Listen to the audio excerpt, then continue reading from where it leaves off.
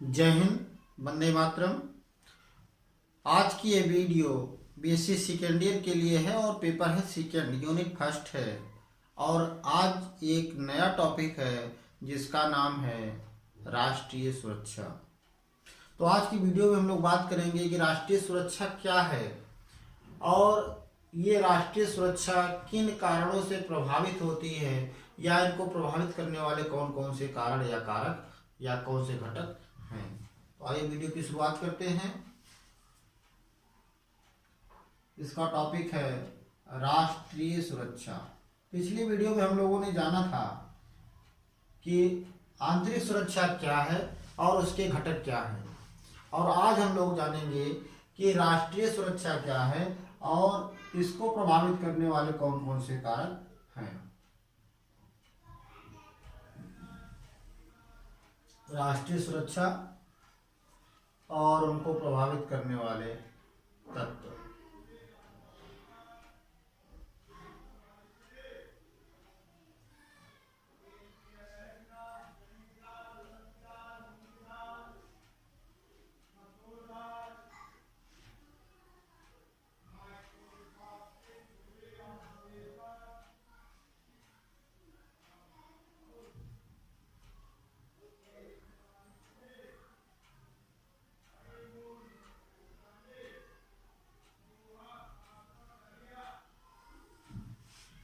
राष्ट्रीय सुरक्षा क्या है और उसे प्रभावित करने वाले कौन कौन से कारक हैं या कौन से घटक हैं या कौन से तत्व हैं या कौन से कारण हैं। तो राष्ट्रीय सुरक्षा, जैसा कि नाम से ही स्पष्ट है कि राष्ट्रीय सुरक्षा क्या है, किसी भी देश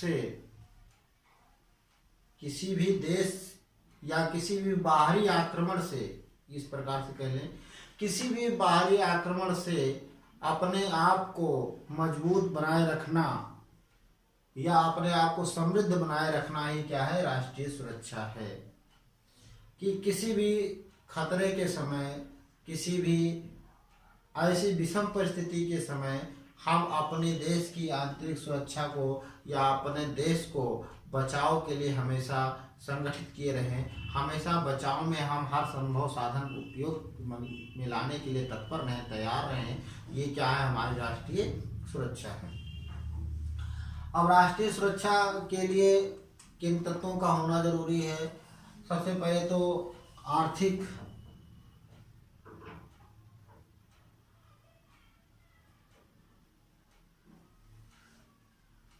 राजनीतिक,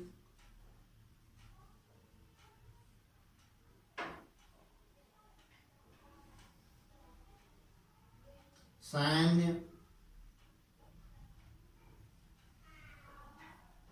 भौगोलिक,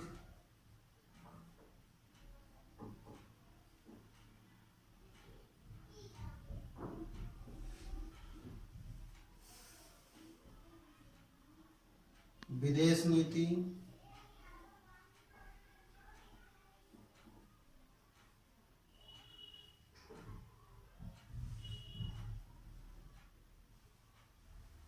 आर्थिक, राजनीतिक, सैन्य, भौगोलिक और विदेश नीति, इस प्रकार से इन चीज़ों के रहते हुए या इन चीज़ों को तालमेल रखते हुए इन चीज़ों में हम अपने राष्ट्र की सुरक्षा को किसी भी खतरे में पड़ने से रोक सकते हैं या अपने देश को हम सुरक्षित किसी भी बाहरी आक्रमण से बचाने में हम अपने आप को सक्षम महसूस कर सकते हैं। तो इसमें जो है आर्थिक स्थिति जो है हमारे देश की सुदृढ़ होना बहुत ज़रूरी है, बहुत ही आवश्यक है। तो इसमें राष्ट्रीय सुरक्षा में एक पहली चीज़ हो गई, किसी भी खतरे से अपने राष्ट्र को सुरक्षित रखना।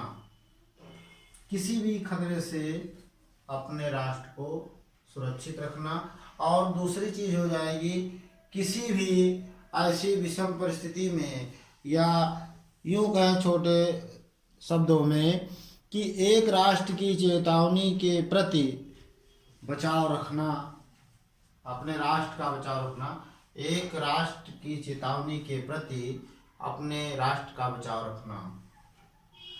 एक चेतावनी जो है किसी राष्ट्र के द्वारा जो दी जा रही हो, उससे अपने आप को या अपने राष्ट्र को ऐसा सुदृढ़ अपना बचाव, अच्छा सुरक्षा कवच पैदा करना है, सुरक्षा कवच बनाए रखना ही क्या होता है, राष्ट्रीय सुरक्षा कहलाती है। राष्ट्रीय सुरक्षा का ये दायित्व है कि उसमें विभिन्न जो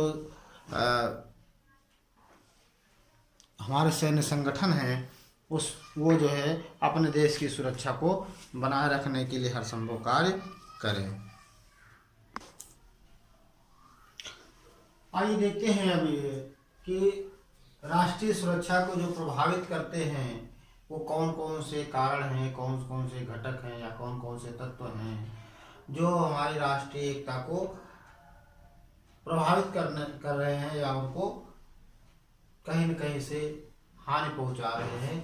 तो इसमें ये 8 चीज़ें सम्मिलित हैं, जिसमें नंबर 1 पे आएगा आपका भूगोल, अर्थात वहाँ का वातावरण कैसा है, आकार प्रकार कैसा है, वो क्षेत्र में किस तरह की भूभाग हैं, इन सब चीज़ों का उसमें वर्णन आएगा। अभी तो हम थोड़ा थोड़ा बता दे रहे हैं, अभी अलग से इसको एक एक का अलग अलग से बता देंगे। पहले ये कारणों को देख लेते हैं। भूगोल है यानी कि वहाँ की प्राकृतिक बनावट कैसी है, मौसम कैसा है, इस तरह के जो भी चीज़ों का अध्ययन होगा या जो कारण होंगे उसमें आएंगे। भौगोलिक में या भूगोल में कि जो हमारे राष्ट्रीय सुरक्षा को प्रभावित कर रहा है वहाँ का भूगोल, वो कैसा, हमको कैसी ज़मीन है, कैसा वहाँ का वातावरण है, कैसा मौसम है, कितनी ऊंचाई है नीचाई है, इन सब चीज़ों का वर्णन किसमें है, भूगोल में आएगा, वो जो प्रभावित कर रहे हैं। पहला कारण हो गया। दूसरा कारण आर्थिक विकास। हमने अपने संसाधन, सैन्य संसाधन कितने डेवलप कर लिए हैं, अपने पड़ोसी राष्ट्र या शत्रु राष्ट्र के प्रति कितना हमने अधिक मात्रा में, कितना उच्च कोटि के औजार, हथियार, उपकरण, वेपन्स इत्यादि तैयार किए हैं। तीसरी चीज आती है राजनीतिक व्यवस्था। हमारे जो राजनेता हैं वो उनका आचार विचार और उनका जो विदेश नीति है उन सब चीज़ों पर डिपेंड करता है कि उनका एक दूसरे देश के नेताओं के प्रति कैसा रवैया है, कैसी सहानुभूति है, कैसी उदारता है, कैसी कट्टरता है। इन सब चीज़ों को देखकर भी ये सुरक्षा को प्रभावित करने का एक कारण है। चौथी चीज आती है स्वदेशी वातावरण। अपने देश का वातावरण कैसा है, अपने देश में किस प्रकार की मानसिकता उत्पन्न हो रही है, किस तरह से आपसी सामंजस्य बन रहे हैं। और पांचवी चीज आती है अंतर्राष्ट्रीय वातावरण। वहाँ का वातावरण कैसा है।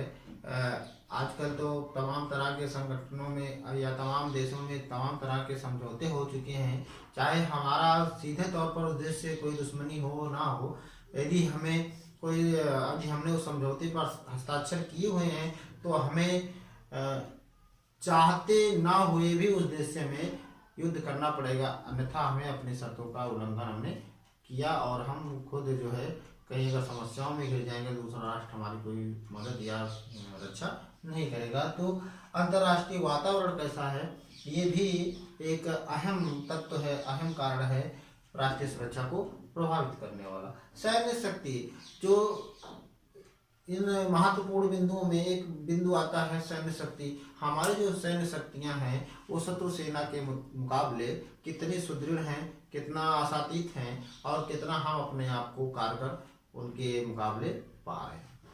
अगली चीज आती है राष्ट्रीय चरित्र व मनोबल। उस देश का राष्ट्रीय चरित्र कैसा है, वहाँ का उनकी सेनाओं का जो मनोबल है, ऐसा ना हो मार पड़ी तो भाग पड़े, तो उनका अपना मनोबल कैसा है, किस तरह का नेतृत्व है उनके अंतर्गत, उनके आपस में सेना का, तो उनका जो है राष्ट्रीय चरित्र कैसा है और उनका मनोबल कैसा है, कहीं ऐसा ना हो गीदड़ भक्की में ही वो डर जाए, सहम जाए और अपने हथियार शत्रु सेना के सामने डाल दे।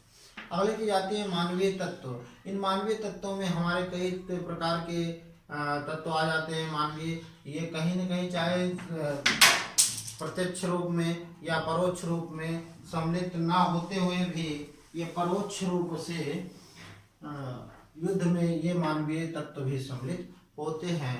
जैसे इनमें हमारे डॉक्टर आ जाएंगे, हमारे इंजीनियर आ जाएंगे, हमारे वैज्ञानिक आ जाएंगे, इस तरह से और भी तमाम तत्व हैं। अब हमारे इंजीनियर, जो हमारा इंजीनियर है या जो हमारा वैज्ञानिक है, वो सीधे तौर पे युद्ध स्थल पे युद्ध नहीं लड़ता है, किंतु उस युद्ध में कहीं न कहीं उसकी भूमिका बहुत ही अहम होती है। जो भी वेपन्स, जो भी औजार हथियार बनाए हैं, वो उसी वैज्ञानिक की देन है, जिसके बलबूते आज हमारी सेनाएं युद्ध लड़ रही हैं। तो ये 8 प्रकार के तत्व हैं जो राष्ट्रीय सुरक्षा को प्रभावित करने वाले कारकों में से हैं।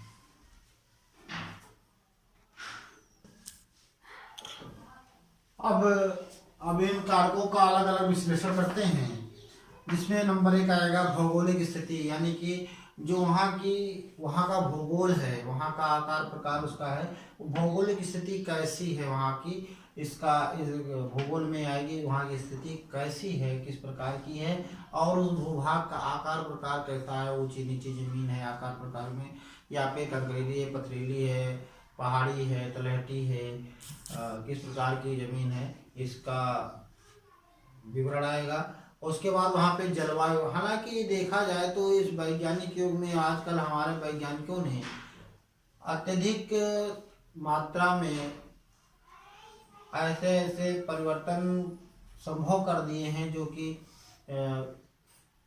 पहले संभव नहीं था। विशेष फर्क नहीं पड़ता है जलवायु पर, किंतु फिर भी इस भौगोलिक स्थिति पर जलवायु का कहीं न कहीं कुछ न कुछ प्रभाव जरूर पड़ता है। तो जलवायु वहाँ की कैसी है, शीतोष्ण है कि बहुत ज़्यादा ठंड वाली है या बहुत ज़्यादा गर्मी वाली है, किस प्रकार के कहाँ पर संसाधन यूज करने हैं, इस प्रकार के भौगोलिक में जलवायु का भी अलग जगह है।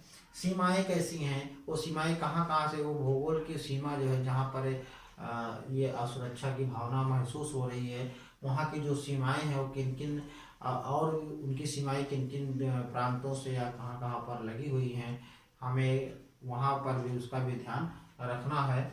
और यातायात के, संचार के, जो भी कम्युनिकेशन के या आने जाने के जो संचार के साधन हैं वो सुलभ हैं कि नहीं हैं, हम यातायात में या वहाँ तक पहुँचने के लिए किन किन साधनों का प्रयोग करेंगे, इन सब चीज़ों के लिए भी जरूरत पड़ेगी। और जितनी आबादी है, जितनी जनसंख्या है हमारी, वो उस भूगोल के अनुसार फिट बैठ रही है कि नहीं बैठ रही है, या उनके लिए हमें इस मौसम और आकार या संचार के साधन में क्या उन जनसंख्या को हम ले जाने में सक्षम है, उनको हम सही तौर से प्रयोग करने में अपने आप को कहाँ तक पा रहे हैं सक्षम।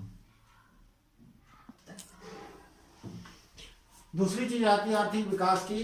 आर्थिक विकास में जो प्राकृतिक संसाधन हैं हमारे, कितने हमें सक्षम पा रहे हैं अपने आप को वहाँ पर, और उनका जो ऊर्जा संसाधन है, औद्योगिक क्षमता है, विदेशी आर्थिक संबंध है, वैज्ञानिक और तकनीकी विकास और भौतिक जनसंख्या है, इन सब चीज़ों को, तत्वों को मिलाकर आर्थिक विकास की जो प्रक्रिया है, इन सब को मिलाकर कैसे सक्षम पा रहे हैं, कितना हम वहाँ पर सुदृढ़ हो पा रहे हैं, इसका जो है जिक्र या उस कारक में करते हैं। अगली जो चीज़ आती है वो स्वदेशी वातावरण की आती है। स्वदेशी वातावरण के अंतर्गत ये है कि यदि हमारे देश का वातावरण शांत प्रिय नहीं होगा तो उसमें अलगाववाद या क्षेत्रवाद या अलगाववाद की वहाँ पर समस्या व्याप्त हो जाएगी। तो इसलिए इसमें जो स्वदेशी वातावरण है उसको बहुत ही शांत प्रिय बना के रखना आवश्यक है। अगली चीज़ आती है राजनीतिक अवस्था की। तो राजनीतिक अवस्था से किसी भी पार्टी का कोई भी मेंबर इस तरह का कोई वक्तव्य ना दे जो कि किसी दूसरे देश के प्रति कटु या कड़वा लगे, तो हमारी देश की सुरक्षा में जो कहीं भी कोई असर पहुंचाए या कोई असर डाले, तो इस प्रकार का कोई राजनीतिक विषमता या राजनीतिक द्वेष की भावना से कोई ऐसा वक्तव्य उसको नहीं देना चाहिए। इस प्रकार से राजनीतिक अवस्था में ये चीज़ बहुत ही ध्यान देना पड़ेगा कि